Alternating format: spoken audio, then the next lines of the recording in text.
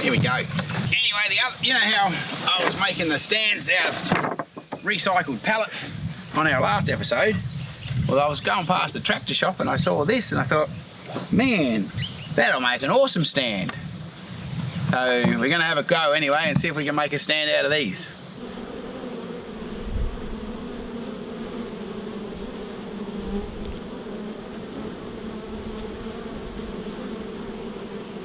Just get rid of these little bits that hold the tractor together on it.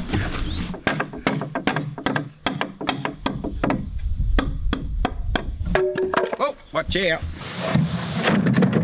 Now children, just be very careful that you don't leave bits of wood with the nail sticking up like that. It'll go straight through your bloody foot and then you'll be in the hospital getting a tetanus shot. Workplace safety, that's what it is. Although I haven't got my bright coloured shirt on because I'm a bit daggy.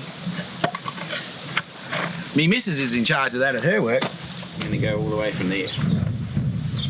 And that's straight. About there. Is that be right? Not that it's fucking that crucial anyway. Try to go in a straight line for all the perpendicular friends. Don't get too blooming up themselves. Hey, it's probably bloody worked when I had it first. Oh. If you're watching this, darling, I'm sorry. I've ruined another thing. Right, now, how do you suppose we cut a pallet in half that's like that? Well, my friend, this is when it pays to be on the farm. Because you can find your own circular saw. Well, they call it a chainsaw, but hell, I reckon it's ideal tool for this job. Check this out.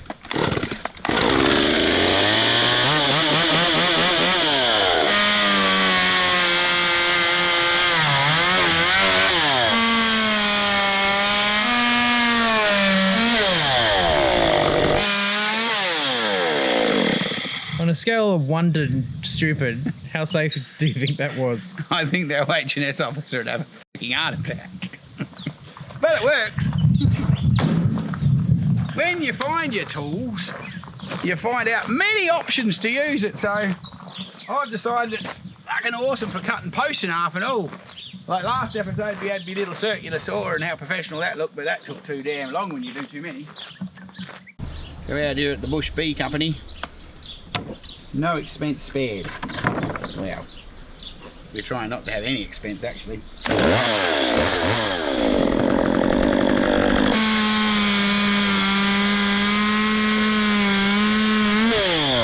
you reckon it'd help if I went and put a bright coloured shirt on? Would that make it any safer?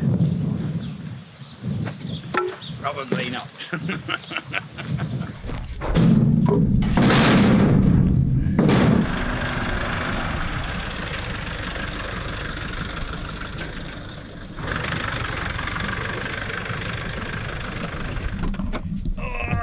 Here we go, down here in the wild ranch. We'll see what happens, eh?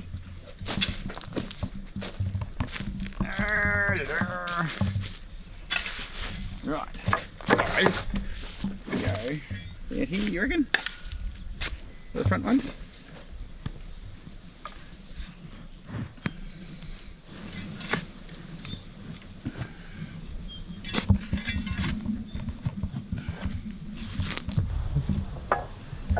Very high tech.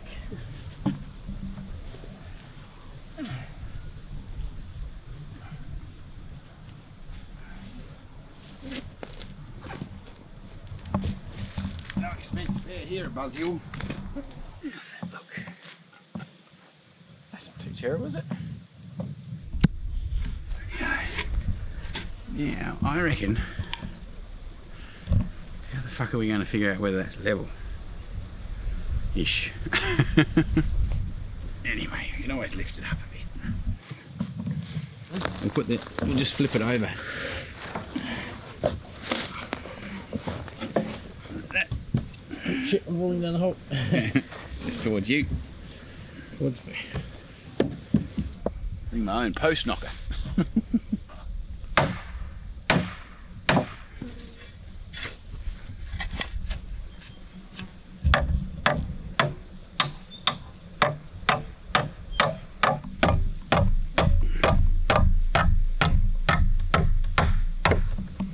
I reckon I'll be dead before this goes rotten anyway.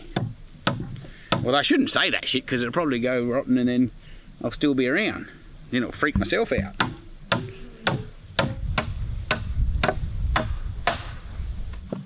Oh, I reckon if I was a bee, I'd be happy. Pretend we're surfing.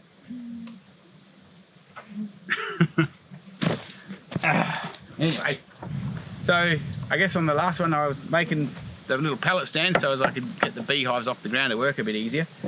And then I found these, as I said earlier, and I thought, well shit, we could make basically 2 in 1. So would get 5, I reckon you should get 5 hives on here at least, if not 6.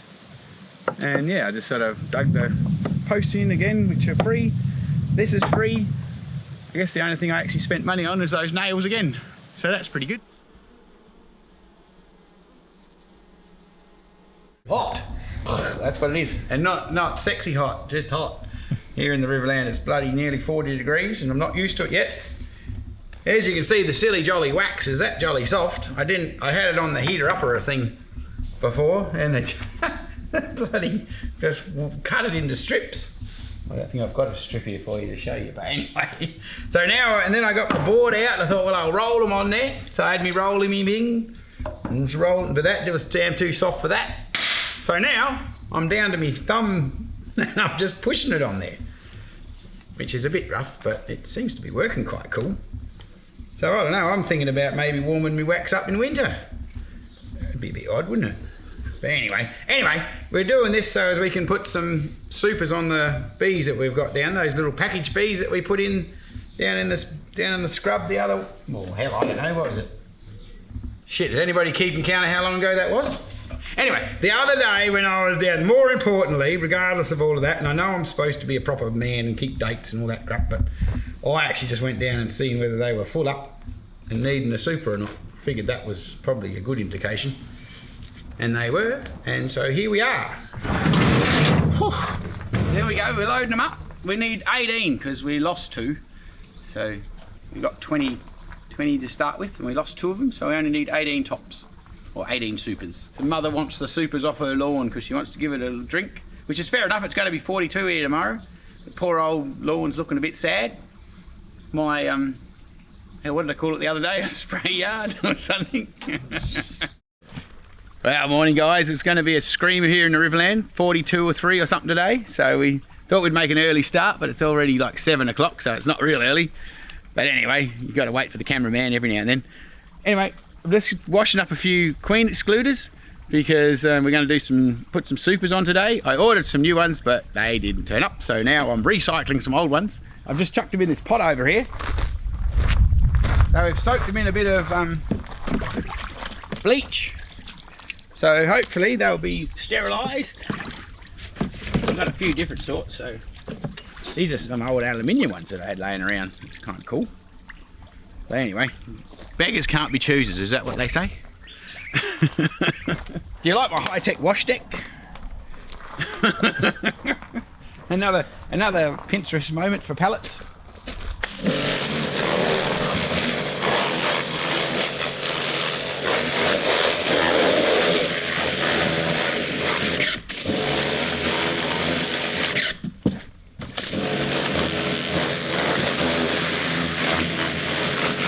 If you're new to beekeeping like me and you think the queen excluders are a bit mean and you're going to get more bees if you don't have one, I would sympathise with you because I thought the same thing until I started pulling, until I started pulling nests out of houses, which is something I don't recommend, by the way. When you pull a nest apart, it's surprising that the actual brood nest in a bee, in a wall that's been there for whenever, I don't know, like I had one the other day that had been there for, must have been 10 years. And they had all the honeycomb built at the top and they were building new brood nests as it went down. So, and it wouldn't have been much bigger than the bottom box in your commercial beekeeping setup. So our ancestors of beekeeping obviously knew that, so they're very clever. Anyway, and that helps with the honey harvest, helps with controlling, and all you got to do is change your frames in the brood every now and then, and you're tickety-boo.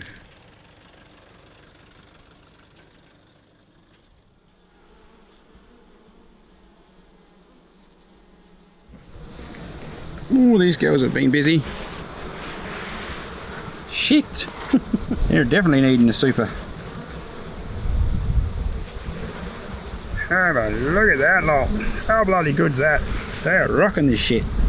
Sorry, ladies.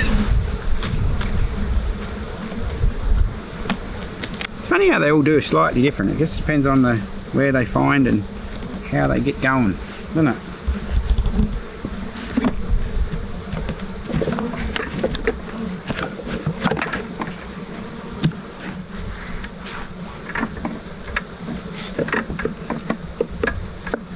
We've got a little bit of mesh here at the top to stop them building in the lid.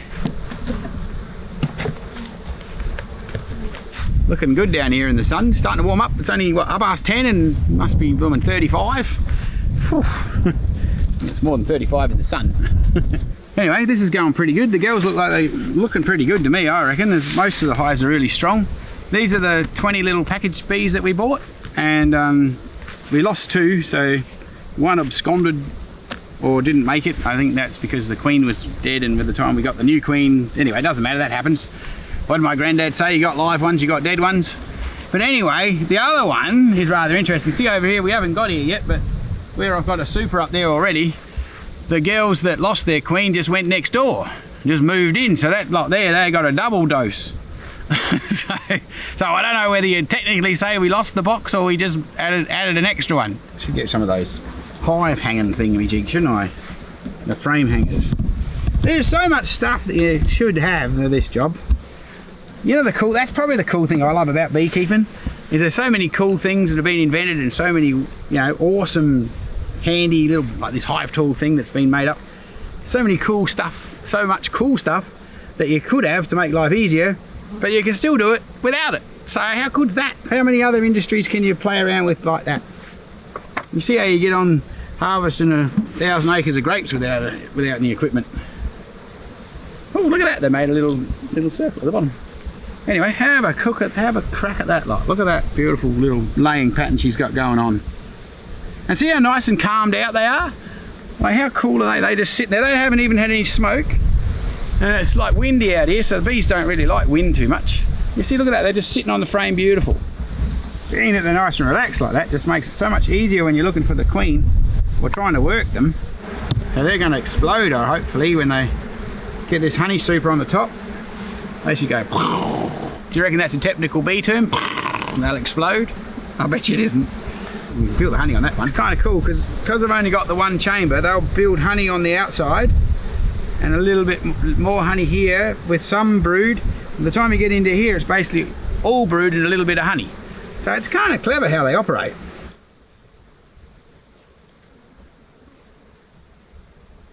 This is the one that got a double dose. So she's a little bit in front because she had twice as many girls on board. So I come down here not so long ago, and I happened to have a super at one of the other stations that we have. So I popped it up here. It's not quite true to form because as you can see the lid's a bit different, but anyway, she's been on here for about 3 weeks, I think. And I thought, well, I'll just have a look at that on the way past. And that was the lid that they had built in, so they've cleaned that up because I had this little bit of mesh there for them now. Actually, we might go and get some smoke because I'm going to pull that out of there. They might get excited. I shall return. Oh my goodness, they have been busy. Let's see what they've been up to, shall we? I did have an old excluder on board that I've stuck in here, so which is good. And they've basically filled the middle bit. They've still got some frames here that I haven't filled up, but this might be a prelude as to what's going to be happening after Christmas. Cool, they're getting there. See how they make see now where you get the wax foundation in there, and then they draw it out and make all these cool little cells before they fill them up with honey. How cool's that? Someone can write in and tell me the truth about this. I think bees are about the only insect that us humans can harvest for food. Except for, obviously, eating cockroaches and crap, but... but I mean, I think they are. I don't know. Is there any other insects that you can harvest, like use to grow food? I don't think there is. But there's an interesting conversation to start. I'm pretty sure they are the only insect.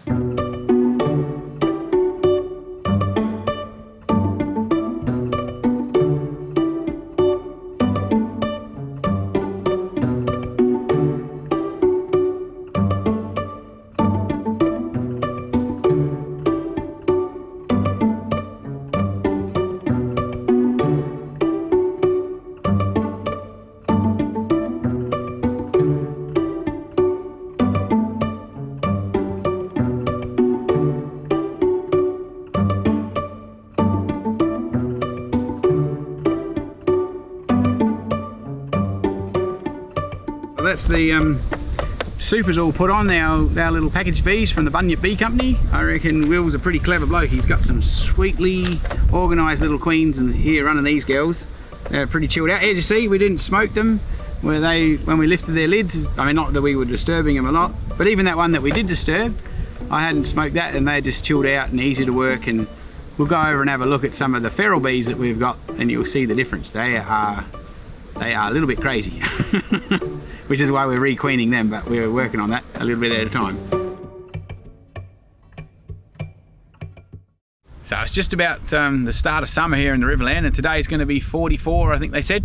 So I've got these swarms, well, they were swarms, now they're in these boxes over here that are sitting out in the open, and I thought I might just put some pellets with some shade cloth on top. I bought this, I've got some rack mesh under here. If you don't know what rack mesh is, that's what we used to dry the sultanas on back in the day. And so I wasn't really sure why I've kept this crap, but now I'm going to have a use for it. Pellets that we're using are they're some fairly lightweight packing pellets that really aren't much chop for anything else. So I thought that would be a good place to start. And hopefully it'll keep the girls a bit cooler on this crazy hot weather that's coming.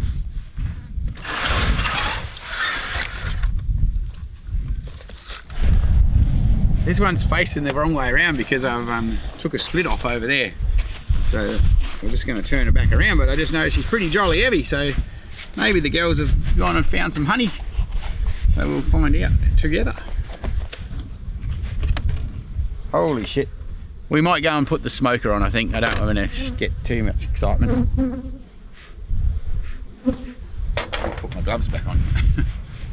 Someone was telling me that they had like a hive in the middle of a bushfire, or a few hives, and the ones, like they had them sort of like this but in another couple of layers, and the ones in the middle managed not to get burnt because they were all in there fanning and flapping and pushed the fire out. How bloody cool is that? Whether they were full of crap, maybe there's had a wind change, but anyway. But I thought that was a pretty cool thing. Look at that, see now they're all downstairs.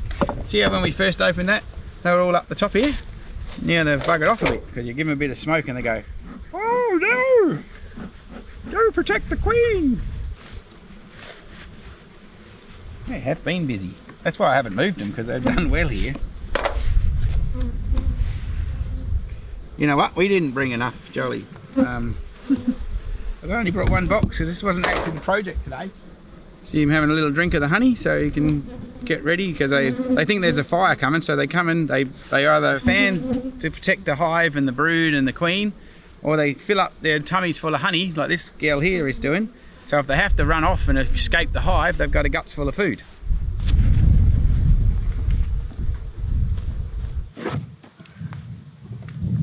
These are just some stickies that I had. I wasn't going to get any honey today. It wasn't part of the program, but the damn thing's so heavy I can't turn it around, so I'm guessing we'll just have to borrow a bit of honey. And you know what that does? That creates another job when we get home, when it's 44 degrees. Oh. I don't think they're impressed with us. All this hard work they've been at. But if you don't take some honey off them, then they freak out anyway. They wanted to have something to do. It's a bit like us. We all want a job to do. Jolly close. So in another few days we'll be back here getting all this lot. We got two that were good. He must have just found some. Maybe because that's about a week ago. We had a beautiful big rain here. Well, a couple of weeks ago. So maybe they've found some nice little, like they've had another flush on the little native vegetation. That they found a bit more nectar to run with, because that's only just filled up the last couple of, like since that rain, which has been this last week. Anyway, what I was going to do, I was going to turn this one around, because like I said earlier, I had this one turned around because I took a split off of it, and I was just doing the old-fashioned idea, and I put the cardboard in the middle and made a queen at the top, and then I got this crazy lid that I made up with it. So they got a top entrance and a bottom entrance, and then they made a new box, and she's over there, so we'll have a look at that in a minute, see how she's getting on. But anyway, so now it's still damn heavy because all that honey's not quite ready, but we'll turn her around anyway. Yeah. Now, of course, there'll be mass confusion now that all the field bees will come back and they'll go, shit, I could have sworn a door was there. What the hell? But then I've got the back here, so all the field bees will come back here. They'll land on the back of the box looking for the entrance, and then they'll probably run up and they'll get into here, and eventually they'll figure out that some stupid human had come and wrecked their life, and they'll go back to their proper activity. Uh-oh, that's what happens when you don't have your jolly lid thing on. Oh, a bit more Viking honey, but we didn't even remember a pot to put it in. Have a look at that, how beautiful is that? They're doing a good job. This is what you get when you forget to put your queen excluders in. This is up in the super where the honey is. And you see they've decided that they're going to breed in here, so they haven't put any honey there, but the queen started to lay eggs in the middle. This is the new brood coming. That'll be alright because we might split this off as well, like I did with that one, and get another hive. But it's not ideal. You see here, these little bit of brood that they've even laid in the roof. Larvae getting growing here. So they've made a brood chamber here, and there, and there. And that's the other scary part about this, is this queen's doing a rocking job, but she could be up here in this lid since I didn't have a queen excluder, and then that's going to be crap. So that's another good reason to put them in. So live and learn on this journey. Here we go. This is going to be a bit of a shade. Oh, I don't know how this will go, mate, but yeah, what's the worst thing that can happen? Got to give them a bit of protection, surely, from the sun.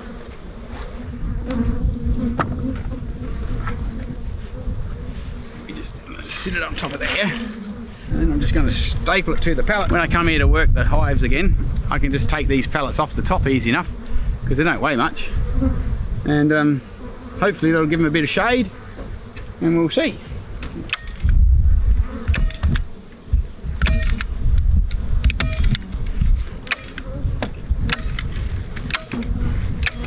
These are all in these little squares because I got them at a sale from a bloke who's a sultana, well, was a sultana grower, and they used to lay them out like that in the sun and put the sultanas on there so then they can roll them up. Anyway, I thought, well, shit, that'll be ideal. I wasn't sure what I was going to do with them because I actually bought a roll of this stuff, and these all came with it, and they've been sitting in my shed for the last 10 years, I reckon. So I thought, well, hell, we'll find a use for it. Oh, so I've been watching my brother beekeepers over in America and Canada and Europe, and their biggest drama, of course, is when it's freezing friggin' cold, and they've got blankets and they've got some special cool thermal thing, and there was one bloke there trying to put them in cold room panels. Of course, here in Oz, our biggest drama is it's friggin' hot, so I guess it's the same thing but in reverse. So I'm just trying to give the girls a fighting chance to get through the heat because it's going to be screaming hot soon, and this is my lame ass attempt. But as you would know if you've been watching along with us, we're into experimenting.